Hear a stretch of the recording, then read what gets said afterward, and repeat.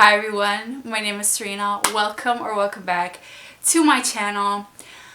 I know some of you are already sick and tired of seeing these videos on your subscription box, on YouTube in general, but hey, I'm not going to do a video about this because I've been anticipating this show. I've watched the trailer and I was so excited and I am obsessed. So if you just clicked on this video for some reason and you're not planning on watching the entire thing, I'm gonna keep it as short as possible, I promise. But if you're not planning on watching the entire thing, just tell me, did you like it? Did you not like it? You don't care? Tell me your feelings, your general thoughts. If anything in particular you want to talk about, let me know. I want to talk about it. And if you have not read the books, I want to know, were you confused by the story? Because I feel like if you haven't read the books, and I'm sure a lot of people haven't read the books, like it's #1 on Netflix in a lot of places, but if you have not read the books, were you confused by like Nina and Matthias storyline? Because I feel like people wouldn't understand that because it was random, but in the books there's a reason why we see that. And also, was the magic, the world building confusing in any way? Let me know. I love the world building. Like I loved seeing the worlds. I love that they mixed the crows in there. I know a lot of people were like, why did they do this? But I am so happy they did, because first of all, they introduced us to basically a lot of characters, all of the characters apart from Nikolai, Wylan, Tolia, Tamar. So I loved seeing them on screen. Plus, it's not interfering with the main plot. Everything that was supposed to happen happened, and we are getting additional material, additional story. So I'm not complaining at all. And the timelines meshed perfectly. I know that Nina's timeline maybe was weird because I don't know if when the events of Shadow and Bone were happening she was captured or not. But anyway, I'm curious to see what they're gonna do in season 2, if there is going to be a season 2. I really hope there is, because if it gets renewed and they hire the budget, this could be a new great franchise. I totally see that Game of Thrones vibes with the north, the south, the east, the west. If they hire the budget and really concentrate on making this amazing, this could be the next show. I absolutely loved seeing different parts of this world, because if it was only going to be the Shadow and Bone plot, where we were going to be in Ravka most of the time. So I loved seeing Fjerda a little bit, Ketterdam. I want to see more of Ketterdam. And yeah, I loved seeing all the costumes, the soundtrack, like when the crows were on screen. Obviously, it's not perfect. What first season is perfect? None. But with what they had, they did great. The Fold looked great. Some CGI was kind of weird, like the sun summoning, the fact that her entire body, Alina's body, began illuminated, and it was really white and bright. I guess it makes sense, but it was weird to look at, But yeah, I'm already talking about a lot of stuff and I haven't even structured this video. It's gonna be all over the place. Let's just talk about the characters. You know what? F the plot. I'm kidding, because the plot is important, but what made this show perfect for me is the cast, the characters. They were perfect. I love who they casted and how they performed. It really made the show great for me. I know there were a lot of people complaining about Jesper and Nina's casting, because Jesper was supposed to be really dark skinned and Nina a plus size character. So there were a lot of people complaining about that, but I do think that the actors did a great job. I think they were two of the best, honestly, and I love them all. How is it possible that I love every single one of these people? Even Zoya, we'll talk about her in a little bit. Are we all Melina stans now? Because Mal was really likable in this season, in this show. The changes that they made were perfect. So since we're talking about the characters, let's talk about the characters. Let's start off with Alina. Alina, they did a great job casting her. She was great. Alina is a character who is mixed race in the show. She's not in the books. She's half Shu, half Ravkan, and there are a lot of racist comments in the first few episodes. A lot of people weren't happy with that. I personally think that that could have been avoided. I don't know. Please do not listen to me. Listen to the people who have actually experienced this. I will link a few links down below. I found these links in other people's videos, other booktubers videos, and these are threads on Twitter in which people talk about, for example, how the pain of being mixed race was very prominent and there weren't any like joyful moments and all that. So please listen to them, don't listen to me. Also, Alina, because of this, she didn't feel like she belonged anywhere. She's an orphan. We see her growth. We see her kind of starting to belong at the little palace, but then the big thing happened and she ran away. So that her character story was good. I liked her. Mal, as I said, the changes that they made with his characters were perfect. In the book, he is more of an annoying boy who doesn't really care about Alina at first, but we do see their love since the beginning, their friendship since the beginning of the first episode with the flashbacks. I love that. I love Mal in this show, and a lot of people love him in the show as well. So I'm glad with the changes that they made. Is Mal mixed race? I'm pretty sure Mal is mixed race in the show as well, but the racist comments weren't as much with him, right? Anyway, I really like them. The Darkling, General Kerrigan, okay. Ben Barnes is so attractive, we all agree. I do like him as the Darkling, and whoever stands, supports, and ships the Darkling with Alina have issues. I'm just kidding. It's fiction. Who cares? Honestly, who cares? I understand. He is very attractive. His backstory in episode 7 was different from the books. It wasn't there. Like his girlfriend at the time, I don't think it was in the books. No, right? Seeing him with long hair, that was weird. With braids, but him creating the fold, that CGI was kind of a little weird as well. The cut, I've heard someone else talk about it, Catherine, yeah, and she says that the cut looks like Fruit Ninja, and I agree. I absolutely agree that it looked like Fruit Ninja. We do see him a little bit human, like more human in this, you know? They had to do that so that we could kind of trust him, us as the viewers, especially who hasn't read the books. But even if I didn't read the books, I feel like General Kerrigan would have been sus anyway, you know? Because what is his purpose? I don't think he's just going to escort Alina and present Alina to people, you know? Of course he had like some other purpose. So if you haven't read the books, let me know if the Darkling, if you had suspected anything with, you know, the Darkling and whatever happened. The Crows, I absolutely love them. I love their friendship. I am loving Six of Crows. I am 50 pages till the end. I am happy that I was reading this while I was watching the show, because there were a lot of dialogue, especially with Nina and Matthias, that were exactly the same. Loved it.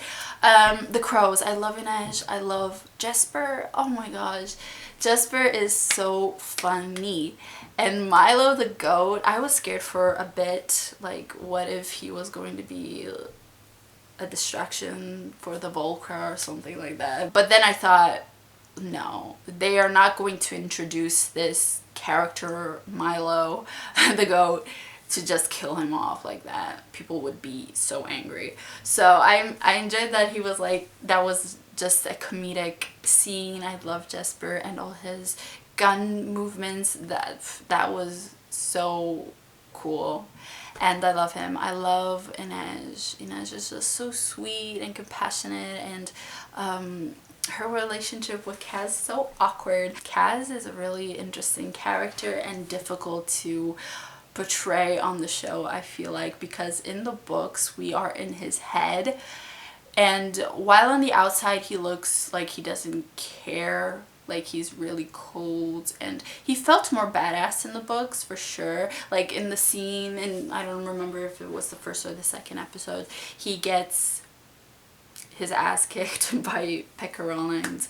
That was weird to watch because I feel like he was a little bit more badass in the books. I know it's not his like forte, he is more of the mastermind, he makes the plans, but in the show we get to see more of his emotions, and I get why, because we're not in his head in the show, so they have to make him a little bit likable. And I love all the scenes with Inej and the way he like doesn't believe in anything, but he believes in her and in Jesper and in their friendship. I love them. I love them. I absolutely love them. Every scene I was shrieking like a little girl, excited. Just imagine me every 5 minutes clicking pause and breathing and screaming in excitement because I was finally seeing this show. I don't care. I really don't care if the sun summoning looks weird. The characters freaking made this show. I love it. Nina and Matthias. So, apart from what I've said of the timeline being weird and maybe random to some people, everything else that I've seen, I absolutely love their chemistry with... Oh, I know it felt a little bit rushed though, but 8 episodes with the time that they had, they did a good job. When I was first reading this book at the beginning of this week, I didn't know how I felt about Matthias, because the fact that he was hunting Grisha, the love story between I don't know, because I feel like the Fjordans are like Nazis. Like, if we think of Ravkans like Russian, Ketterdam like Amsterdam, and I don't know. I felt like the Fjordans were like Nazis or something because they're persecuting these Grisha, and I felt kind of weird shipping them, but the more I read about them, the more I don't know. I love their chemistry, and the actors did a great job. The scenes in which he is very like pure and he doesn't want to like touch her and be naked or whatever, those were like cute scenes. And the ending was so sad. I was talking about the backstory of the Darkling. That was different, as I said, but I also think that there will be more flashbacks, because with the Morozova storyline, if you read the books, you know what I mean, with the amplifier. And yeah, they have to tell us more about that. If you know, you know. So I'm sure we're gonna see like a younger General Kerrigan, maybe, who knows. Zoya. Okay, Zoya was really attached to that racist topic theme that was in this show. They made her racist. A lot of people hate that. But in the books, I didn't like the girl on girl hate, because there was girl on girl hate, I believe, in the books. I hate that. Never liked it. Never will. In the show, there was girl on girl hate plus the racism. But yeah, I hope they change that. And you know, we get to see her character grow a little bit at the end with her cooperating with the crows. Oh, that scene with Inej and Zoya like helping each other, I loved it. So yeah, I hope they do a better job in making these characters grow. Who else was there? Oh, we have Genya and David. I like them. The few scenes we got to see them, I like them. The fact that David throws a book at Jesper and that book was clearly Shadow and Bone. I had to pause and go back and look, and it was like, I saw that right. That was so fun. And yeah, I just love them. You know, Genya and David, I can't wait to see more of them. Also, there was Fedior and Ivan. Fedior was cool. Ivan, you know. Who else? The conductor. He was sus. At first I was like, this has to do something with Sturmhond? But no. I didn't trust him at all. And yes, Kaz being intelligent and figuring that out. But yeah, all of those close-ups, you know, shots of him, Mal's friends, oh my gosh, that scene in which they go find the stag. By the way, I love that we get to see his point of view, because in Shadow and Bone we only see Alina's point of view, and that's probably why it's Six of Crows is a better duology, because we get to see all of the different perspectives. But yeah, I love seeing his perspective, him actually writing letters and going off to find the stag, doing anything possible to go see Alina. But yeah, his friends, what were their names? I don't even remember, but that was sad. We get to see Nadia and Marie. Poor Marie. I know that that's not the way she dies in the books, but yeah, Nadia, can't wait to see Tamar, Tolia.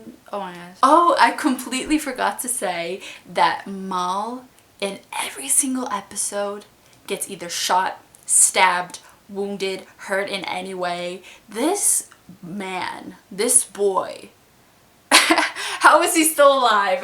Because he gets stabbed in every single scene he's in. Every single one. If you rewatch it or watch this show, look for that, because he gets stabbed in every single shot he's in. Like, how is he still alive? How much blood does he have? The Darkling's name, Alexander, isn't a big thing in the show. Like, he introduces himself as Alexander in the first few episodes, and it's a big deal in the books. It's not announced until like the third book, because no one knows his name. So that was weird. It wasn't a big thing in the show. He told Alina, then Alina told everyone. Oh, and we also have Baghra. When I first saw Baghra, I was like, I know this actress. I've seen her somewhere. I looked her up, and she is Madame Hooch in the first movie of Harry Potter. She was so familiar. That training session was just an episode long, and after that episode, she kind of knew how to use her powers. But yeah. Oh, the amplifier, y'all. The color. That was disgusting. That was disgusting. I don't know what I was expecting. I was expecting like a simple necklace, but the fact that it was in her body, that was so gross. No. When the Darkling told Alina, like, do you believe Baghra? Because they were talking about the fact that Baghra revealed his real identity, and he was like, do you believe her? That old woman. I'm like, sir, do you see what's on her neck? What you did to her? How can she not believe Baghra now? It's a little bit too late to justify that.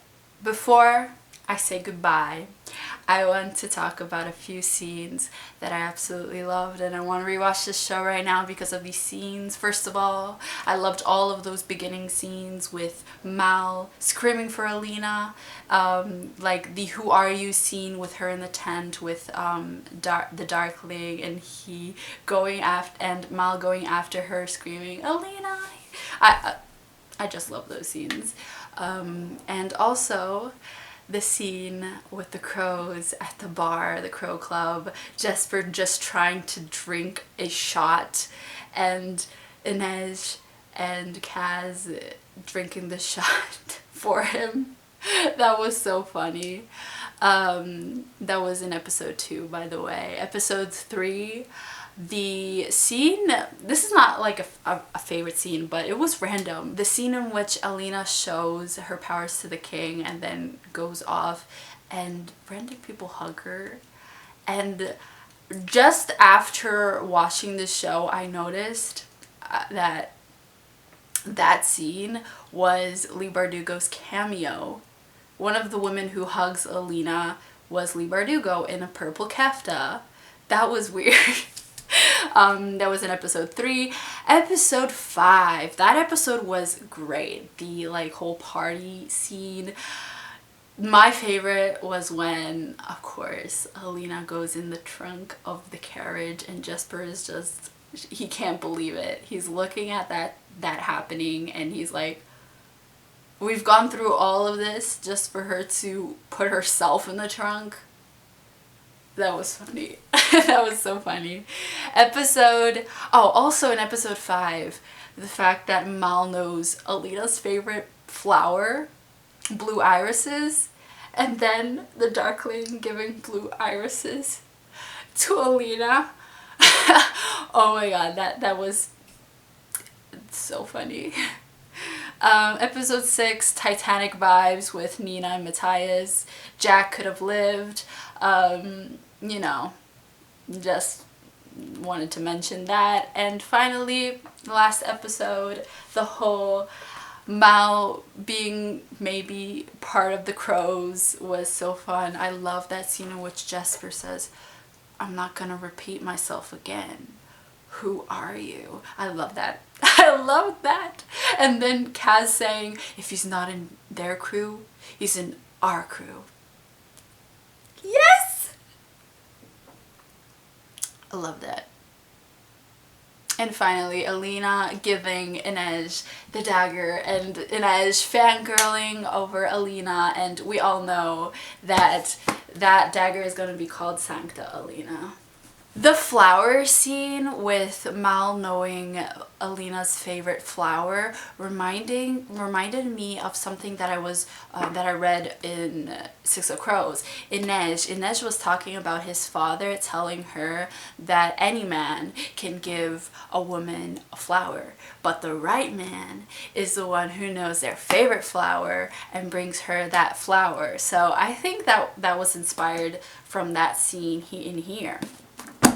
And yeah, those are all like my favorite scenes from the show. What was your favorite scene? There were a lot. There were so many. And yeah, I really enjoyed this. I really did. After watching the show, I watched a few interviews with the cast, obviously, you know, just fangirling over them. And I love that there were a lot of new faces, new actors. The only people we knew were Ben Barnes and the actress who plays Madame Hooch in Harry Potter. So yeah, I love seeing new faces. They all did an amazing job. I really hope they do a second season. And yeah, let me know what you thought. And thanks for watching. Bye.